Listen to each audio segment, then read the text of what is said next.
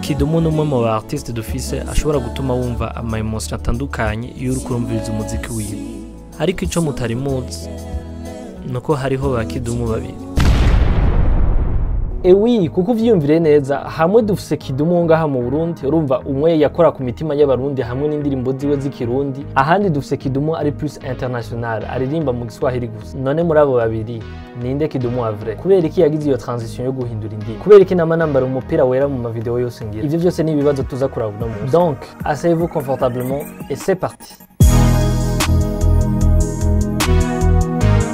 Jean-Pierre Kidum Nimbona de son vrai nom yavutse itariki 28 z'ukwezi kw'icumi mu 1974 mu Kinama. Iyo surnom yiwe Kidum Kibido ni mama we yayimuhaye kubera akiri umwana, umva gwa rugwana nyine ruvyibushe, donc yaciye amutazira Kibido bido sawa ndahagaritse. Yatanguye gukunda umuziki kuva akiri muto, aca ariga kuvuza batterie, mu nyuma araforma groupe yiwe, aca zarakora ibiteramo mu Burundi. Ariko mu 1995 kumva y'umutekano muke mu Burundi, yaciye ahungira Nairobi i Kenya. I Nairobi Kidumu yaciye atangura kwandika indirimbo, hama mu 1999 niho yasohora indirimbo yise Yaramenje.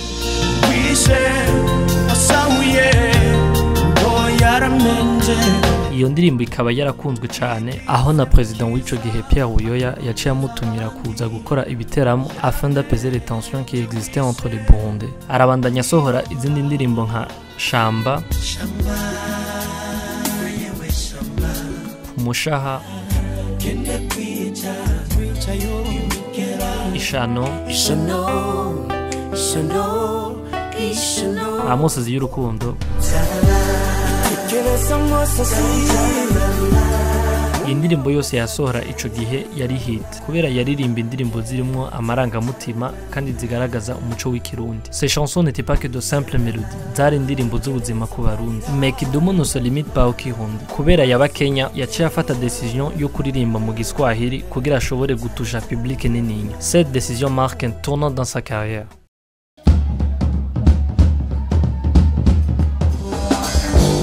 Ona wamefanikiwa kututenganisha mimi na wewe.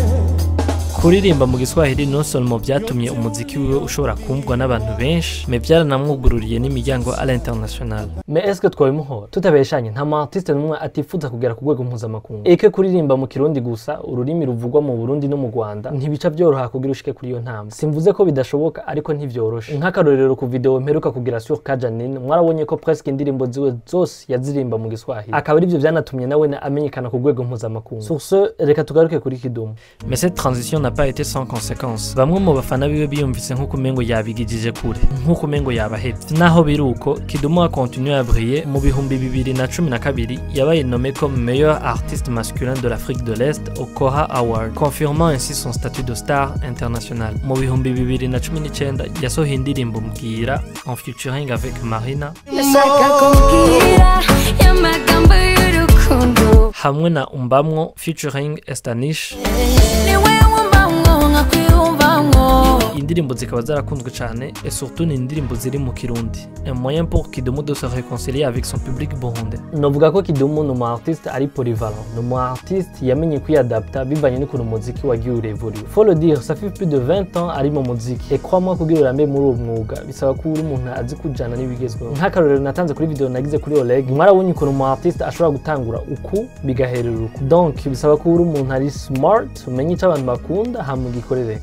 Mu ncamake sinavuga ngo hariho ba Kidumu babiri, atumwa aririmbira abarundi n'uwundi aririmbira abo mu makungu. Indirimbo ziwe zaba izo mu Kirundi canke mu Giswahili zifise ubushobozi bwo gushika ku mitima no guhuza abantu aho bava hose nuko bameze kose. En fin de compte, c'est cette capacité à unir et à émouvoir qui fait de Kidumu une véritable légende de la musique burundaise. So guys, that's it for this video. Mwakoze cyane kuba mwakurikiranye ikiganiro. Comme d'habitude, nimba video yabaryoheye ntimwibagire kugira like no gusharinga. Nimumbwire mu commentaire niye indirimbo ya Kidumu mukunda cyane. Sozerenga, je vous dis à la fois prochaine pour un nouvel épisode. Take care of yourself and until next time. 再见。